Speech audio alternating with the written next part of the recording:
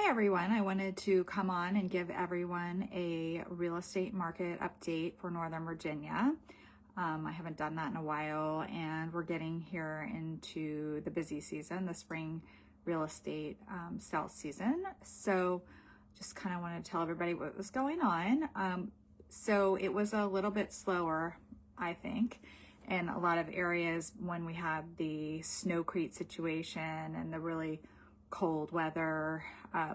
I put some listings on right about that time and we weren't getting a ton of showings. Now properties that are here, everything's driven by location to DC and desirable school districts. So a lot of those homes, single family homes, would go very quickly, like in a weekend. So those are still, the houses in hot areas are still going very quickly. I am putting a condo on the market at Reston Town Center. It's coming on the market at midnight tonight. I already have 4 showings scheduled. It's a 2-bedroom, 2-bathroom. You've probably seen some of my marketing that I've already posted on it. It has 3 parking spaces, which is highly unusual for a condo building. So it's great for a person who has 3 cars, where parking at Reston Town Center would be a little more difficult for someone who lives there if you don't have a ton of spots. Another thing is I sell a lot of investment property. So, tenants move out and then I list it for rent for my clients. And I'm telling you, the quality of the tenants has been a lot higher. I have one I just listed in Fairfax. They've already had 3 agent showings within 24 hours. I think I'm showing it to at least 10 people on Saturday. And everyone has high credit scores. Usually we do rent times 40. So if the rent is $2,000 a month, let's say, then you need to make $80,000 a year to qualify it for the rental. And that would be, if you have like a 2-bedroom, it could be 2 people's salaries, not just one. And then, some people, if they're students or whatever, they don't have income. So they just have savings or they have a cosigner. So that's also an option. So I think because a lot of people who have good credit and high paying jobs just have not been able to buy a home, they are renting. And so that's why I'm seeing a higher quality tenant. So some other things that have been going on. So we went to Finson Real Estate Reporting training this week. And basically the U.S. Treasury Department is taking away the ability for you to launder money through real estate. They're really cracked down on that. So if you're buying property as an LLC or a trust, they're going to look more into it if you're paying all cash than they did. And that's effective of March 1st. It's effectively ending the era of anonymous all cash residential real estate purchases by entities and trustees for the purposes of laundering money. So that's just something, I don't know. I don't think I have personally worked with anyone. I mean, I know sometimes I might not have known, but a person who's laundering money through real estate. But if that's something that you've done or whatever, just know they're going to be checking into things more than they once were. So that is one of the trainings that I went to deal with, so I know what to do. It's more of the title company that's going to be doing these checking, but we sort of know up front so that we can tell our clients, oh, they're going to ask you for X, Y, and Z this time. They may not have the last time, but they are this time. So some other statistics, I would say, so right now, contract prices for last week, I get this information from a title company, Universal Title. She's nice enough to send us this information summarized, and it's based on the contracts that they receive in their office. And I think it's a nice way of summarizing kind of what's going on in the market. So 70% of the contracts they received last week were higher than list price, 10% were at list price, and then 20% of the contracts they received were off market. And so what people don't realize is that I sell several properties a year off market, which people don't even know. They're inside deals. You hear, because we have a this top agent network thing that we're a member of, and people will put off market properties on there And so we have the ability to do that. So like, for instance, one that I saw come across the other day, it's a plot of land that can be subdivided, and it's great for like a custom home builder. So I reached out to some of my custom home builders. I saw this off-market one that may interest you, and we all have to sign NDAs, so I can't really talk about the specifics of it, where it is or anything. But there's just properties, people think they're doing things without a realtor and they're getting deals, and you're just not even knowing about things that are happening because it's all happening behind the scenes. So yes, so 20% of properties sold last week for this particular title company were off-market properties that were not advertised to the general public. Right now, pretty much 90% of contracts do not have seller subsidy. I actually received one on one of my listings last week that they asked for seller subsidy, but they were putting so much money down. We were like, no. So we crossed through that, and they're not getting it, but they tried because it had been on the market for like a month. They did do a home inspection, and we will be fixing some home inspection items, but it wasn't, I think some people read all the stuff on the internet and they think like, oh my gosh, like nothing's selling and I can go in and you cannot lowball people. We are not there yet. So anyways, all the contracts I received last week all had financing. None of them were all cash. We still get some all cash deals. Like I have one person who is interested in my new listing in Reston, and they said their client would be all cash. It's like an older person who is downsizing, and I think basically what they're doing is selling their larger home, and then they're just going to pay all cash for it. They sounded like they were boomer age or older. So I would say 80% had financing contingencies. One of the offers I received on mine last week did not have a financing contingency because they're putting over 20% down, and a lot of people waive that. They are still doing an appraisal, and they're saying like 80% of the contracts they received in their office did have appraisal contingencies. 70% waived the home inspection, 20% did it for void only, and 10% asked for repairs. And what that means is you can do a home inspection for void only, which means you do the home inspection and then you either proceed with the sale and you don't ask for them to fix anything, or you can cancel the contract. You can still get out. You just aren't supposedly able to ask them for repairs. Now, I have done them before where something kind of major comes up, and I would say 9 times out of 10, the seller's like, I'd rather address it than cancel the contract and start over. So they're just not going to fix like, little nitpicky things. It's just for like a major situation. And then repairs is where we did it before, where you give a list of, oh my God, I've gotten some that have been like 3 pages long, 15 years ago.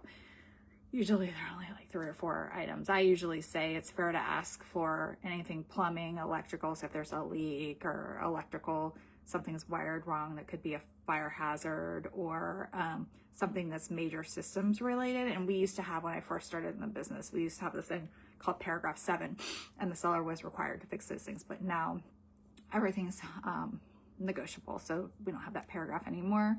But I still say those are fair things to ask for: plumbing, electrical, major systems, like if there's a roof leak or something like that. But anything cosmetic, you saw that when you showed the property, like if there was a cracked tile on the bathroom floor or something. So I feel like those are things that you should have taken that into consideration with the price when you made the offer.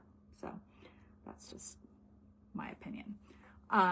So like about 60% of the properties sold were single family, and then 30% townhouses, and the smaller amount were condos. The condo market's definitely slower than townhouse and single family home, but that's historically the way it's always been. So all right, so another thing, training I went to, so one thing with when you hire a realtor, you want to have a realtor that goes to training sessions, because there's a lot more to our job than showing your property, writing a contract, and going to a closing. Like, we really do know about a lot of things, like, for instance, mold and those kind of things. So today I went to a training with a foundation specialist, because there's all different levels of problems with foundations. Like, sometimes you see the cracks down horizontally or vertically when I'm showing property, and then the second level would be the ones that look like staircases, and then when the walls start bowing out, that's level 3, and then level 4 would be like you go in the basement and the cinder block walls they're not like on top of each other, they're bowing out like 2 inches or more. So stage 4 is when the wall actually collapses, but hopefully you don't get to that. But it can take anywhere, he said, from 4 months to 10 years to go from the various stages. And I think a lot of, it's over 10 years now ago, we had a earthquake here, and I think a lot of properties in Prince William County, more down towards the 95 area, were affected by it structurally. So it's important. And I know you can kind of tell when you go in some houses, like if the floors aren't even, like if you put like a ball on the floor and it just rolls down, then that sometimes is an indication of structural damage. So I like to learn about these things, and then I meet various contractors and who can fix this. And this person also they will look into mold. So they do mold removal, not mold remediation. And I didn't know what the difference was that. So mold removal is where they come in and they do more of like a mold clean with a very strong hydrogen peroxide product that's like on steroids, and they spray the area, rub it off, dry, and do waterproofing, and then they encapsulate it. Okay, now when you do that, the stuff gets in the air and stuff like that. So then you need an actual mold remediator, which is another company comes in and somehow gets rid of that. So, that's above my pay grade, but that's why I learn about these people and who to give a referral to in this situation, because someone may not, I've had situations where I've had buyers buying a property and they don't disclose the mold, but I can smell it, and I am very allergic, so I will get a headache almost immediately from mold. And I've actually, during the mortgage crisis, there was a house where I could smell the mold when I was standing on the front porch outside of the house before I even opened the front door. And then some places will disclose it and they'll have masks. They say put on a mask for you in the basement, whatever. So this particular company, which is nice, they will roll everything into the closing costs. So if it's something you need to deal with either before you list the house or it comes up on the home inspection, they will allow you to pay for it at closing with your proceeds for closing. And I think that's helpful for a lot of people, because a lot of people, these things can cost tens of thousands of dollars to fix. So, it's good to have that option, if you don't have the cash up front. A lot of people are selling their parents' homes, moving them into assisted living situations, and, they don't want to spend their own money to fix their parents' house. They'd rather have it come out of the proceeds at closing. So let's see, other things that we can talk about. So those are the main trainings and things that I've seen in the last week. And see, I was in Spain. A lot of people ask me about this. My husband has an office there, so I sometimes go with him.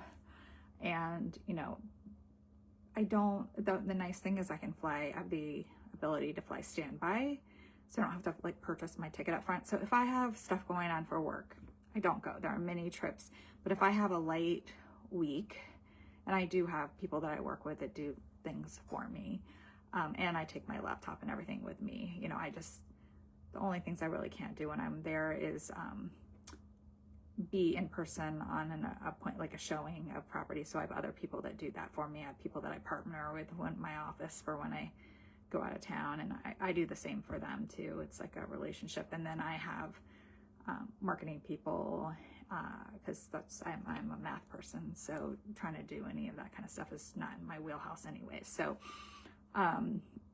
yeah, so I get a lot of questions about that. Yeah, so if I have a week where I know I'm really super busy with work or have a home inspection, then I don't travel that week. So I just want to be clear on that. And yeah, so just things around here. So we like to go to we live near a Capital Grill, like 10 minutes from my house, and they have this wine and Wagyu thing. They've been having it more and more regularly. It's almost like quarterly now, and it's like lasts a month, so I feel like they're having it all the time. But I think it's just like a great deal. I love just going to sitting, and they have tables in the bar, and I think it's like $35. I think they have I'm not like a burger person, but I think their burgers are so juicy and so good. I love it. And they have 3 different types of burgers. I got I think mushroom Swiss one, but they have like a truffle blue cheese one, and they have a regular one. And then they have red wine. Like sometimes it's Duckhorn. Recently it's been the Orin Swift guy, his wines, and they suggest one to go with it. You can pick whichever one's in the group. Like they'll say this burger, maybe the Pinot Noir is better, this one the Zinfandel, but if you'd rather have the Pinot Noir, they're fine with that. So I liked the Zinfandel, so that's what I got. And I think it's okay. And like my husband, he doesn't really drink, so he just got like a salad and something else. Like you don't have, like not everyone at the table has to get the burger thing. So yeah, or you can order, we always wind up ordering sides too, in addition to that, or dessert. I like their creme brulee, is good. So that's something to do if you haven't done it. I heard there's supposed to be this tulip thing downtown on Sunday in DC, and like no one could get tickets because the whole thing crashed and stuff. I had to do an open house, so I wasn't gonna be able to go anyway, but I think a lot of people are going to that. So I don't know if you can still get tickets or buy them from somebody else, but that might be something worth going into the city for this weekend. That would be fun. Yeah, so I haven't been to any new, because I was traveling, and then when I was gone for like over a week in Spain, and then when I get home I just kind of like to veg out and not really go out that much. So I haven't been to any new restaurants lately, but I heard there's a new good one, like it almost reminded me of an Argentinian steakhouse kind of thing, but the kind they would have in Spain, not where they come around with the things. But in Spain, they have these Argentinian Wagyu steakhouses because they have a huge Argentinian population, but it's not like the ones where they walk around and serve you the thing. It's more like you order the steak and they give it to you. And I saw that's opening in Vienna, kind of near where the Taco Bamba is, and I think it somehow, like the owners might be the same people, so I'm excited for that to open. And then I've been doing the sweat house thing in Mosaic. I'm really into health and wellness, and it's so you get a room for an hour, and they have a cold plunge and a sauna and a vitamin C shower in there. So there's these doctors, and they have these protocols. So I'll do like 15-minute sauna, then I'll do 3-minute in the cold plunge, then I'll go back in the sauna for 25 minutes and 3 minutes in the cold plunge. And, you know, sometimes I go in the shower in between just to rinse off. But yeah, so that's if you're like into the health and wellness space, and they have like monthly things that you can join, or like I had a friend who joined, and then she can bring a guest for like, I think like $35. So I just pay the guest pass. So honestly, if you were like a couple or wanted to go, it's cheaper for one person to have the membership and the other person to come as a friend, rather than paying like for 2 memberships. So yeah, so those are sort of my new things around here that I found interesting. And if you have any real estate related questions, let me know. I have another 2-level condo style townhouse coming up in Springfield, probably like in another month, and then another listing hopefully in single family in Great Falls, maybe end of April. And then I have a bunch of rental listings. I have another one coming up near Fairfax Corner. That's a 1-bedroom, 1-bath. And I have one in Alexandria that's $2,000 a month, 2-bedroom, 1.5 bath. So if you have any real estate questions or you need assistance with anything, I am always here to help. So just either DM me or leave a comment. And thanks for watching.